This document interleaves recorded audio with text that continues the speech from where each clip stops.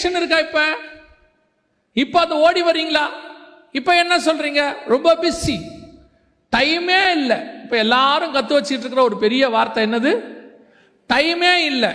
ஆனா எஸ்தர் ராஜகுமாரத்தியாய் மாறின பிறகு ராஜா கிட்ட போறதுக்கு அவகிட்ட இன்ஃப்ளூயன்ஸ் இருக்கு. இப்ப எல்லாரையும் பார்க்கணும், ராஜா அவளை அதிகமாய் நேசித்தான். இப்ப நமக்கு கொஞ்சம் இன்ஃப்ளூயன்ஸ் கிடைக்கட்டுமே.